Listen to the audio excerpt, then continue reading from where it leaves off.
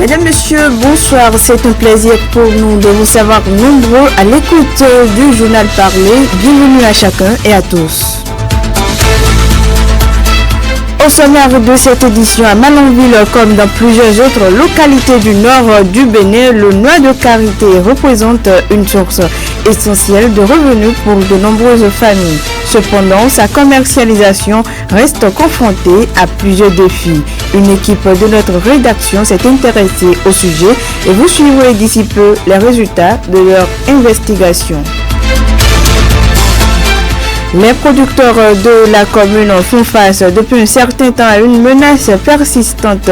Il s'agit des insectes ravageurs qui ont envahi les champs. Ces derniers se mobilisent afin de sauver les plants de coton. Les détails sont à suivre tout de suite. Et toujours, nous parlons de la commune de Malanville où un phénomène perdure au sein de la communauté. Il s'agit du rallye, une pratique qui suscite fascination et inquiétude pour certaines personnes. Restez des nôtres pour en savoir davantage. À toutes ces informations vont s'ajouter la page sport avec Bruno Gakli ainsi que la revue de presse de Lukman Urutewu. Merci de vous installer confortablement. Sota Midi Magazine, le point de l'actualité de la journée sur ta radio. Sota FM, c'est maintenant et tout de suite.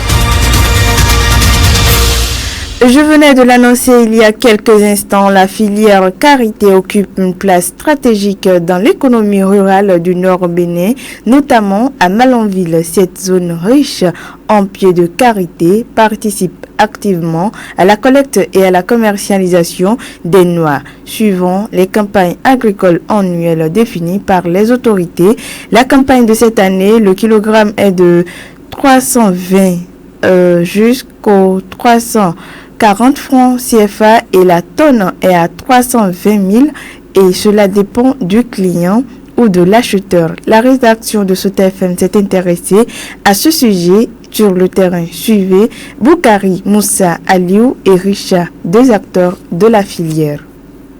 Oui, je fais partie des acheteurs des noix de karité depuis les années 2002. Cette année, la tendance au niveau de la production a été bonne. La commercialisation démarre déjà en fin juillet ou bien début août, que nos autorités locales sont même interpellées pour voir comment organiser cette filière-là.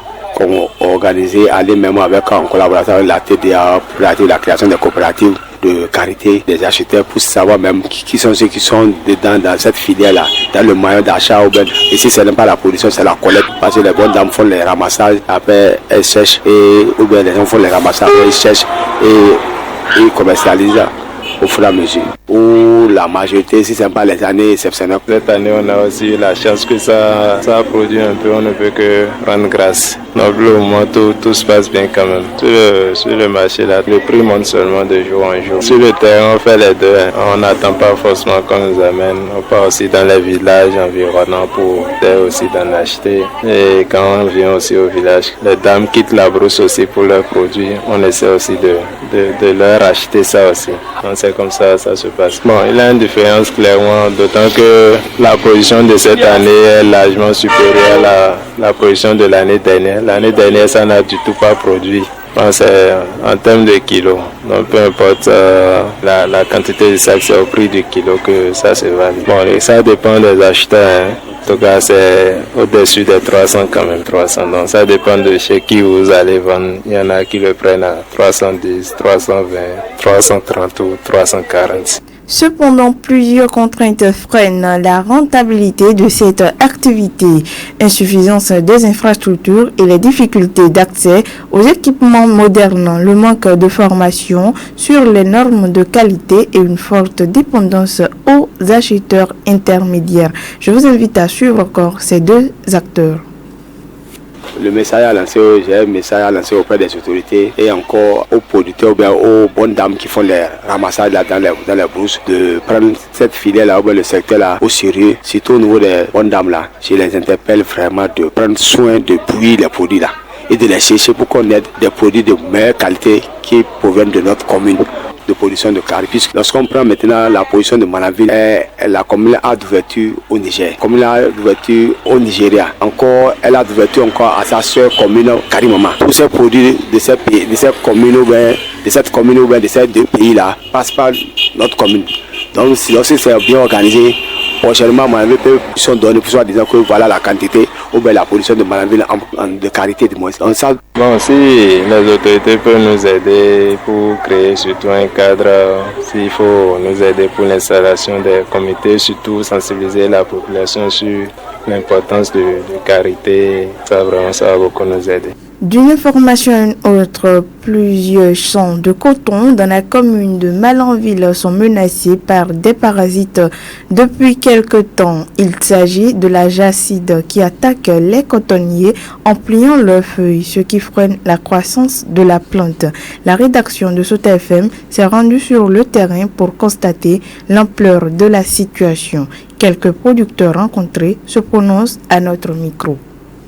La maladie là, vraiment, elle attaque les feuilles et elle commence par présenter une couleur différente, ça devient un peu jaune quoi. Les feuilles commencent par se sécher aussi. Et parfois les feuilles là se rétrécissent. Dans le mois d'août, moi j'ai comme ça dans mon champ, c'est début août. Moi j'ai utilisé le produit qui est en sachet là, Clomide. La maladie s'appelle le jacide qui attaque les cotonniers à l'heure là. Et depuis l'année passée, on a commencé par vu cette situation. Les responsables là nous ont averti que cette maladie va apparaître, mais ils nous ont donné aussi les produits pour ça depuis l'année passée, ça a commencé.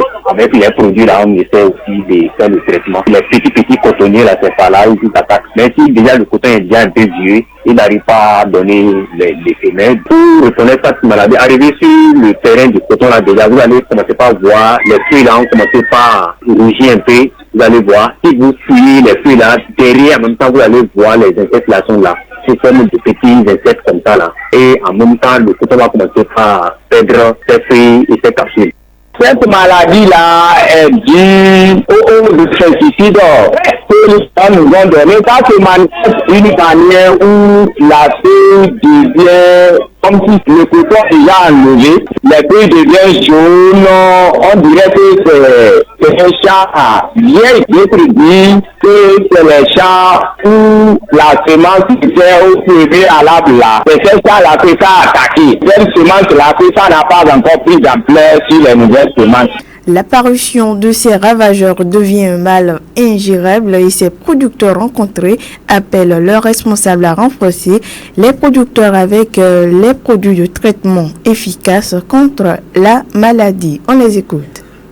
C'est de continuer pas à utiliser les produits qui sont prescrits par les CDPC là. Ils ont conseillé Clomide et Jacobia. Donc ils ne continuent pas à utiliser ces produits-là. Je crois que ça ira mieux. Et un seul traitement ne peut pas suffire pour chasser ce mal-là dans du champ. Il faut au moins 2 ou 3 traitements comme ça. S'il y a encore un autre produit qui est plus efficace que ces 2 produits que nous utilisons pour ce mal-là, de tout faire pour nous en apporter. À l'endroit des autorités compétentes, ces pays n'ont pas essayé aussi de multiplier les visites parce que nous avons les encadrés là qui font les visites du champ. Donc, on multiplier les visites là pour qu'on puisse donner aussi des conseils suffisants aux producteurs et nous donner aussi assez de ces produits pour les sacher, pour nos campagnes des producteurs et aussi donc à essayer de faire le traitement à bon moment et au temps pour les sentiments. Parce que même si le produit est disponible, lorsqu'on ne fait pas le traitement bien, là, ça ne va pas donner. Donc, il faut aussi faire bien le traitement. Surtout si l'on envoie les enfants faire le traitement, ils n'ont qu'à faire le suivi aussi. Puisqu'il y a d'autres enfants, ils vont là-bas et ils ne vont pas faire le traitement comme ça, c'est droit. Donc, même si le produit est là, si le traitement n'est pas bien fait, ça ne va pas passer les insectes.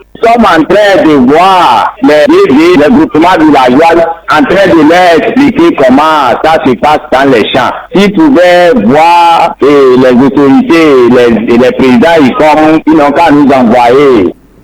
Rapprochés des autorités compétentes, des démarches sont en train d'être menées afin de rendre disponible le traitement efficace de ce mal.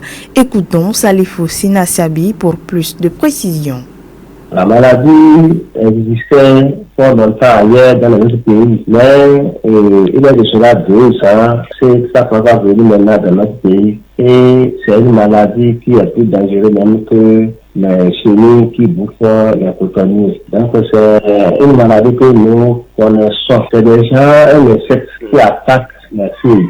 Donc c'est un insecte qui maintenant sont appelés les acides. Les acides Donc, on connaît des dates. Si nous sommes trop à un criquet, donc, mais sur les zones de deux côtés, il doit y avoir maintenant des points noirs sur les zones de deux côtés. Donc, la fille, quand le 6, ça dépasse maintenant, genre, comment on appelle ça, de choses qu'on passe maintenant sur la feuille du cotonnier. Donc, quelques jours après, ça change, la bordure de la prendre autre couleur. L'appel que je vais lancer à mes pères, à mes frères producteurs, je vous dis que c'est une maladie que nous devons prendre vraiment tout notre temps à vraiment lutter contre. Le gouvernement a amené autre produit qu'on appelle Flomide, un produit en sachet, donc qui traite aussi un demi-hectare et qui lutte sérieusement contre aussi les acides. Donc les gens apprécient. Donc nous sommes dans une période où c'est le traitement. Il faut prendre sérieusement le temps pour faire bien le traitement de Jacobia.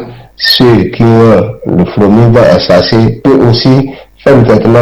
Vous venez d'écouter à l'instant le gérant UCOM CVPC de Malanville et nous passons à autre information. Ça grouille du monde dans les locaux de l'unité communale d'identification des personnes UCIP de Malanville. Une forte mobilisation s'observe depuis le lundi à l'hôtel de ville. Des citoyens effectuent le déplacement pour faire les demandes de leurs pièces d'état civil dans le cadre de l'opération de délivrance gratuite décidée par l'ANIP. Vous le savez, la structure organise la délivrance de certains actes, notamment le CIP, le NPI, l'acte de naissance sécurisé. Et cette opération de gratuité qui a démarré le samedi 13 septembre est proroguée jusqu'au 19 septembre 2025. Sur place, plusieurs personnes ont effectué le déplacement pour cette cause. Quelques demandeurs se prononcent au micro de la rédaction Sota FM de Aminou Dosso. On les écoute. Oui, depuis la semaine passée, le gouvernement a lancé une opération gratuite de délivrance des pièces d'identité, notamment les cartes CIP. Je salue cette action du gouvernement, c'est une bonne chose parce que ça va permettre à tout Béninois, à toute Béninoise d'avoir sa pièce d'identité. Bon, en ce qui concerne Malanville, franchement, je vois que le seul site pour délivrer les pièces d'identité là ne suffit pas parce qu'il faut une longue file d'attente pour avoir une pièce d'identité là du matin jusqu'au soir. Je crois que il y a trop de tracas là. Si on pouvait aussi créer d'autres sites ou bien un autre site en dehors du même site là pour permettre l'accès facile, l'accès rapide à tout le monde. Puisque c'est un délai qui est donné. Donc lorsque le délai est atteint, tout celui qui n'a pas trouvé dans le délai requis là n'aura pas certainement. Les seules personnes qui sont là pour délivrer seront aussi épuisées au point où ils ne pourront pas faire le travail tel que ça devrait être. Ça se passe très bien à Malanville, mais il y a quelques difficultés que les gens rencontrent. Bon, il y a des gens qui quittent depuis Guéné, Madé-Kali, ainsi de suite, les arrondissements lointains. Ils viennent ici depuis 6 heures, ils se mettent dans le rang, les gens sont nombreux, ils n'arrivent pas à trouver la pièce qu'ils sont venus chercher. Ils sont obligés de retourner encore et de revenir le lendemain. Il y a aussi une difficulté de mise à jour.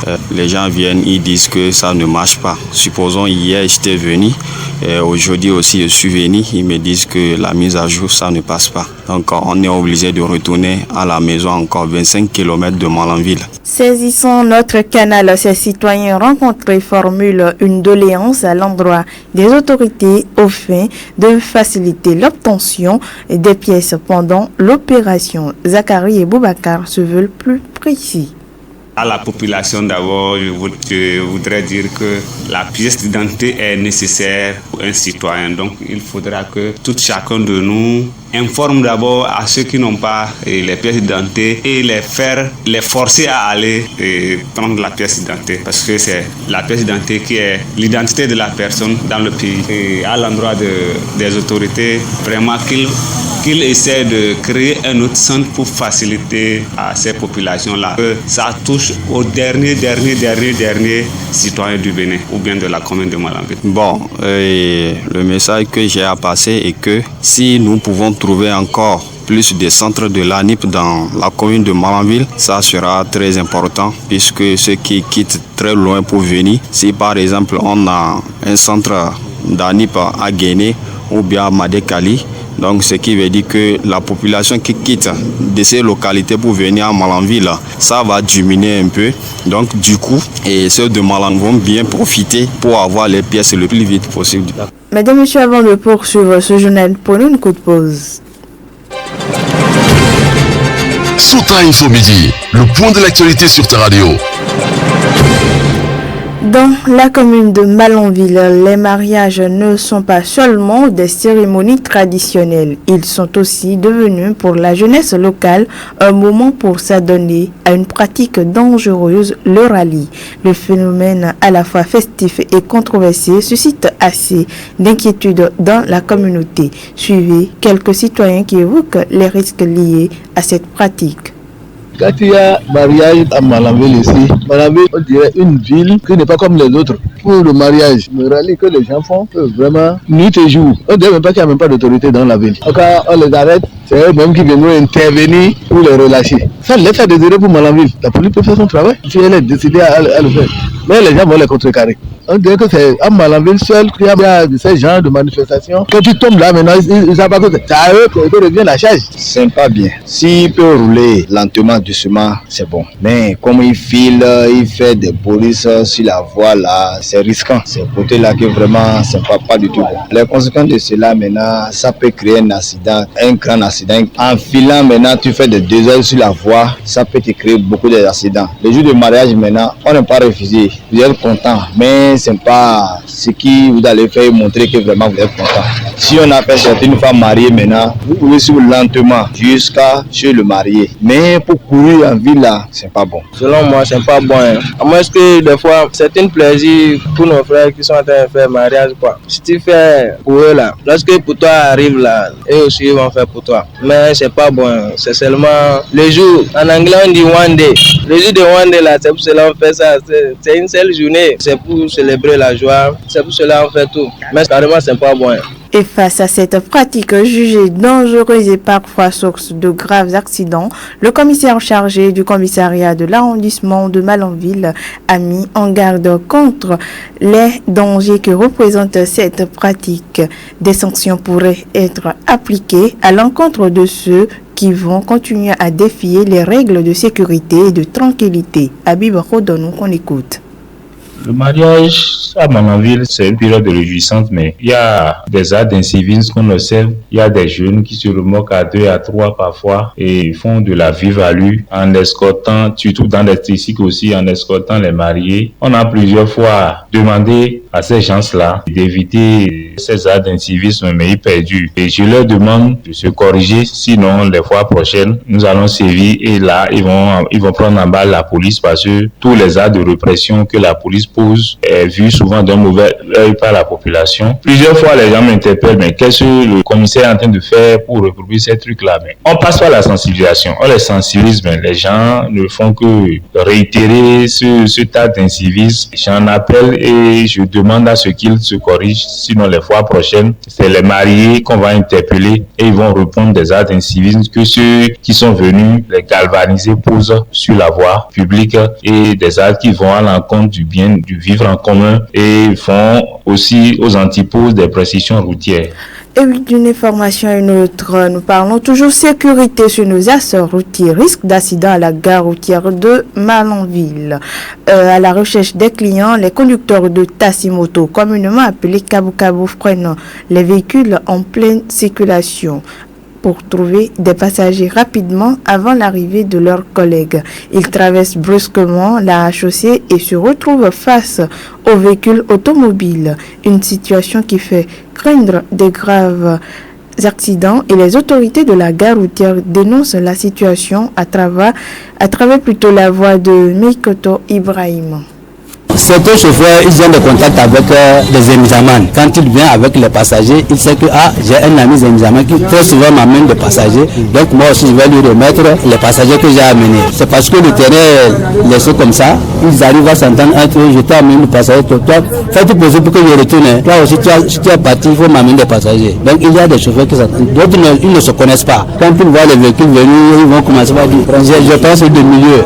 Celui qui est assis derrière le chauffeur. Celui qui est assis au côté contrôleur. Et c'est comme ça ils vont se... Ouais. Ça peut causer d'accidents. C'est parce que les gens qui ne sont pas conscients, sinon, est-ce que ça a besoin de courir derrière les véhicules? Attendez-le sur place, là, il va décharger, il va s'arrêter. Chacun ira aborder le client qu'il veut. Ce serait mieux que de courir derrière le véhicule. Et si quelqu'un trébuche va lui, il tombe là, quelqu'un vient par derrière le ramasse. Un accident, ça n'est pas bon, c'est très imprudent ce qu'ils font là. Et profitant de l'occasion, notre source lance des appels à l'endroit des autorités compétentes. Il préconise l'intervention immédiate de la police républicaine pour mettre fin à cette pratique d'imprudence. Meikoto Ibrahim, qu'on écoute. Il y a un appel à l'endroit de la mairie et à l'endroit de la police républicaine. Il faut que et la mairie et la police républicaine et les responsables syndicaux de la gare routière, ils vont en commun accord se donner la main pour travailler, puisque c'est un grand travail qui nous attend sur le terrain. Avec le désordre de la terre, il faut que nous nous entendions, que nous unissons nos efforts pour arriver à maîtriser le terrain là. Il y a trop de désordre. On doit tout faire pour mettre fin à ce désordre là. La page sport, c'est avec Bruno Gakli que nous installons derrière cette virgule. Le sport dans son ensemble et avec toutes les disciplines, c'est sur Sota FM, la meilleure pour les informations sportives d'ici et d'ailleurs. Bruno Gakli, bonjour. Bonjour Doka Sorecha, bonjour aux amis du Courant. Sport dans cette édition avec vous, Bruno Gakli, nous parlons du tennis et vous nous dites que le Bénin s'est incliné face à la Lituanie, mais repart grandi de l'expérience. C'est effectif, Doka Sorecha, opposé à une solide équipe lituanienne lors du tour du World Group 2 de la Coupe Davis. L'équipe béninoise de tennis a levé 4 rencontres courageuses, ceci malgré des adversaires classés au ranking. Il s'agit des minutes 163e, 234e, 1324e. Si la victoire n'était pas donc au rendez-vous, cette campagne représente donc un palier important dans la progression du tennis béninois à l'international. Les guépards du tennis sont donc tombés après 4 matchs courageux. Donc à ce il faut noter que la confrontation a débuté avec un duel accroché entre Alès et le joueur le plus expérimenté du camp béninois et Vétlus. Il faut dire qu'à la 163e mondiale donc classé malgré une belle combinaison, Kebou s'est incliné en 2-7. L'Italienne a su imposer un jeu puissant et constant, mettant en difficulté le Bénin sur la durée. Dans cet élan, il faut noter que dans la seconde rencontre en simple, Patrick s'est donc heurté à la solide Détas Butas. C'est le nom, il faut s'habituer à ça. Le score sans appel reflète la supériorité technique du Lituanienne, mais Ago Bazo a démontré un mental fort, résistant jusqu'au bout dans les échanges. Une défaite certes, mais riche d'enseignements pour ce joueur. Et il faut préciser en somme, Dorcas Orisha, que le Bénin quitte cette rencontre de groupe Davis sans victoire, mais avec un vécu international précieux face à des joueurs de haut niveau. Le staff technique pourra donc capitaliser sur cette expérience pour préparer les prochaines échéances, notamment les pays off à venir. C'est un peu ce qu'on peut glaner comme actualité sportive sur la radio Sota FM. Merci à vous Bruno Gakli, à très bientôt. Et derrière vous, nous installons la revue de presse de Lukman Oruteo.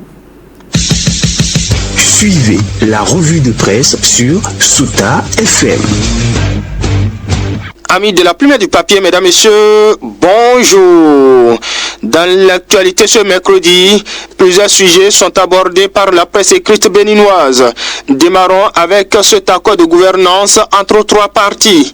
Union Progressive, le Renouveau, Bloc Républicain et Force Corue pour un Bénin émergent ont signé un accord en vue des élections générales de 2026, renseigne la publication. Fraternité, le Matinal, la Boussole, le Télégramme, Quotidien, l'Observateur, le Meilleur et bien d'autres journaux rapportent qu'hier mardi 16 septembre 2026, 2025, 3 formations politiques, à savoir UPR, BR et FCBE, ont signé 2 accords majeurs.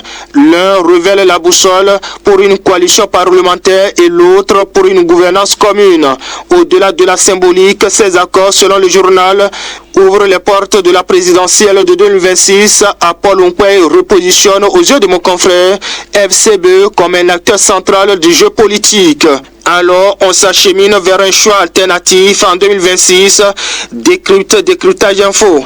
En commentaire, le matinal estime que c'est un accord pour la victoire. Dabarou n'en dira pas le contraire lorsqu'il écrit en manchette « Signature d'accord entre la FCBE avec les partis UPR et BR, Paul Onkwe et les Coris sortent d'en dos ». Un autre parti de l'opposition au rendez-vous de 2026 se demande en titre le journal. En attendant de le savoir ainsi dans la suite, Matin Libre se préoccupe de ce que devient le rapport de l'audit du fichier électoral. Le processus d'audit du fichier électoral arrive à terme et les regards sont désormais tournés vers le comité de pilotage qui concerne le rapport final de l'audit réalisé par 4 experts internationaux, souligne le journal, pour lequel, si les premières conclusions des experts ont été rendues publiques depuis le 5 août dernier, le rapport final n'est toujours pas disponible. Faudrait-il attendre encore longtemps pour que le rapport final d'audit du fichier électoral soit disponible, s'interroge Matin Libre qui interpelle le comité de pilotage de cet audit. Pendant ce temps, dans le reste, le matinal Fraternité Matin Libre s'intéresse aux élections à la Fédération béninoise du handball. À quelques jours des élections du comité exécutif de la fédération, le climat est marqué par une rare unanimité, constate le matinal. Le journal révèle que la candidature unique du président Sidicou Karimou traduit un véritable plébiscite de la grande famille du handball béninois qui choisit de s'inscrire dans la continuité et la cohésion. Dans la même logique, Matin Libre voit Sidicou Karimou plébiscité par la famille du handball. Sidicou Karimou, une candidature portée par un loup bilan, titrant une Dabarou. Et dans les pêle-mêle, la boussole, le télégramme et le meilleur, sans oublier le Soleil Bénin Info, informe que l'Agence nationale d'identification des personnes ANIP a annoncé hier mardi la prolongation exceptionnelle de la gratuité du CIP et de l'acte de naissance. Les journaux précisent que l'opération est prolongée jusqu'au 19 septembre. Et en fait divers pour finir, la boussole nous conduit au Togo où, après une affaire de baiser à 20 000 francs CFA non payés, une femme expose son partenaire sur les réseaux sociaux. Les détails à lire dans les colonnes du journal. Quant à nous, mesdames et messieurs, on s'arrête ici dans l'espoir de nous retrouver demain pour un autre rendez-vous. Fin de cette revue.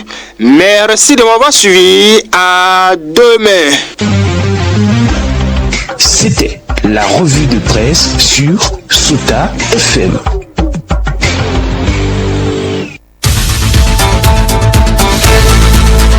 Mesdames et messieurs, voilà qui vient mettre un terme à cette édition du Journal Parlé. Merci pour votre attention. À la présentation, je suis Dorcas Orisha. Partie technique à Boubacar Doko à l'édition. Aminou Dosso. Passez une excellente suite de journée.